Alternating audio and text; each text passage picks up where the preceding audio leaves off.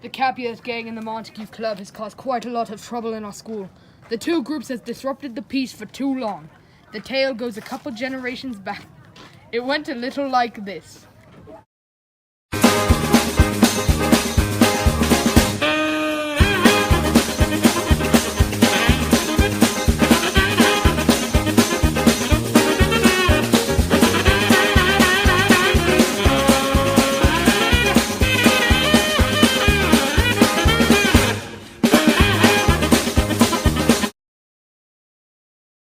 Thus, the conflict was born. Shortly after, Capulet started a gang that slowly grew. Then Montague created a club that also began to grow.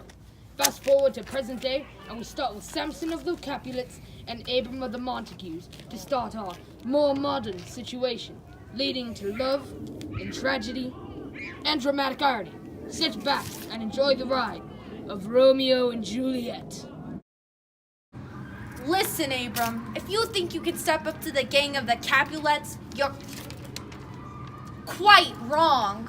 All right, Samson. Well, but you see by the ratings in my chart that states otherwise, that the fact that your gang does not stand a chance against the Montagues. Listen up, Four Eyes. This alley belongs to us, and no matter how many shots you have, you'll be unable to match the power of a punch. Yeah. Well, if you're going to do a couple of measurements and mathematical equations, we could technically test the lethality of your...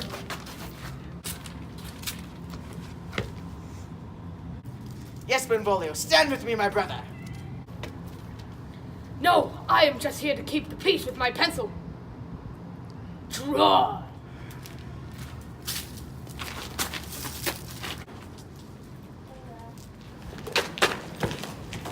Oh.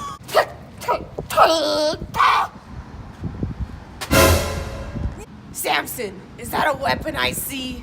But Miss Applecorn, I can explain.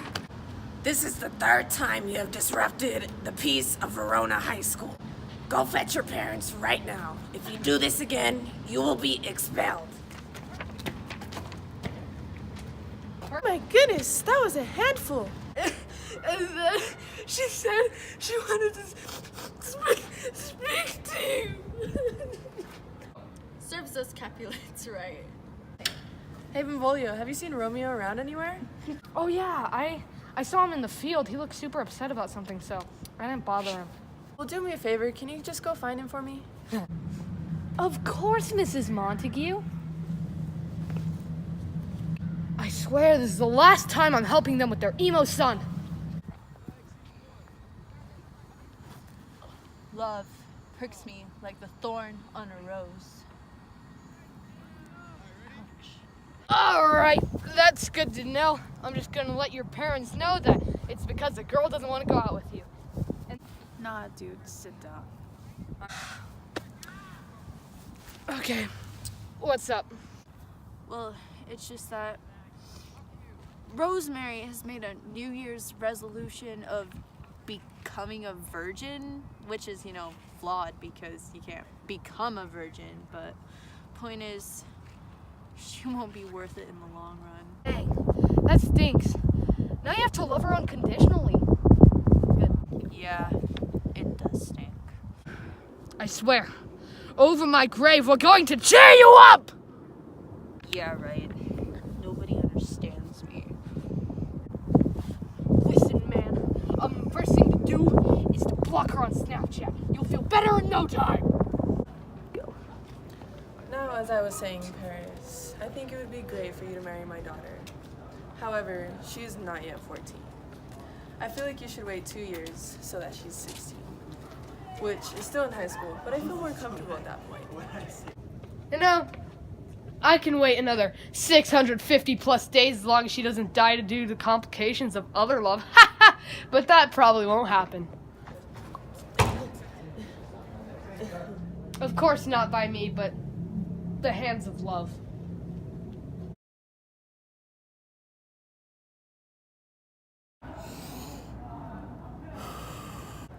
Although I do value you as a suitor, just so you know, I'll message you the details to the party so that you can win Juliet's love there. Go ahead. What? You'll need my card. Won't you? I heard you squeal. Do you need me? I do not squill, Peter, but yes, I do need you. What should I do, sir? Here, Peter, get this list and invite everyone on it. I can't read. Can't you just message her? No, there's no honor in that. Honor inviting people to a party. What's that? Peter's a little slow. You can't make that move though.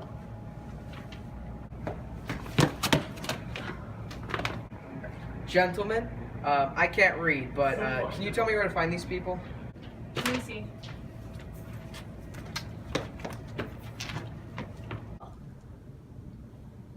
What? Look, Rosemary will be there, dude. Alright, you can compare the beautiful faces of Verona to her warts, and then maybe you'll be glad she chose to be a virgin. Fine.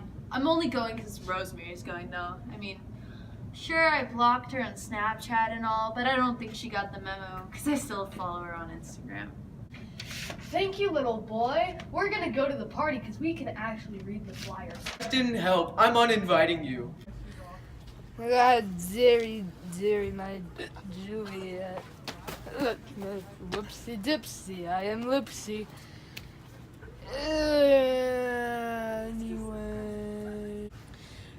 Juliet, have you ever thought about the loss of your social life? I mean, marriage.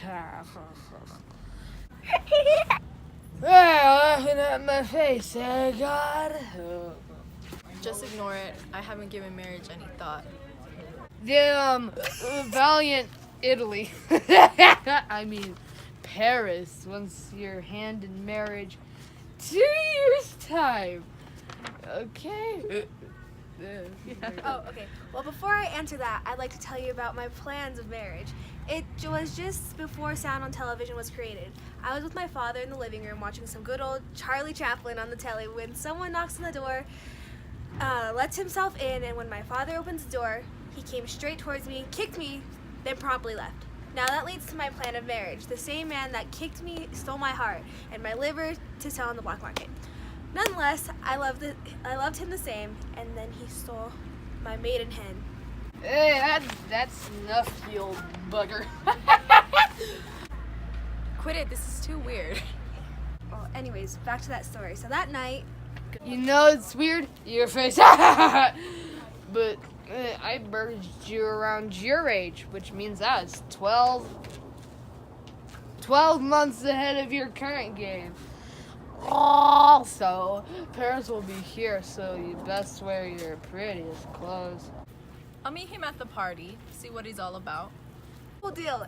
Anyways, back to me. So I went into his room, and when I enter, he says to me, Party time, baby! Into the party. Like, we're clearly not invited. Huh. Listen, we won't even be touched by them. You know what That's what she said! Listen, Mercutio, we're just gonna sit in the corner and watch. That's what she said! Alright? Romeo, why are you friends with this guy? Back to the task at hand.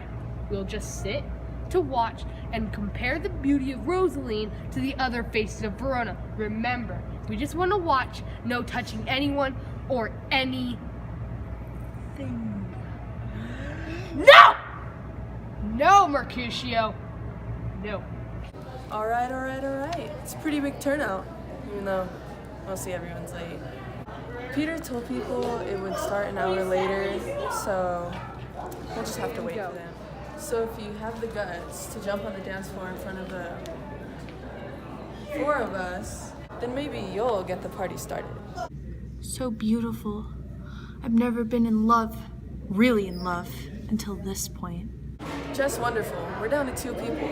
Well, enjoy yourself, masked stranger.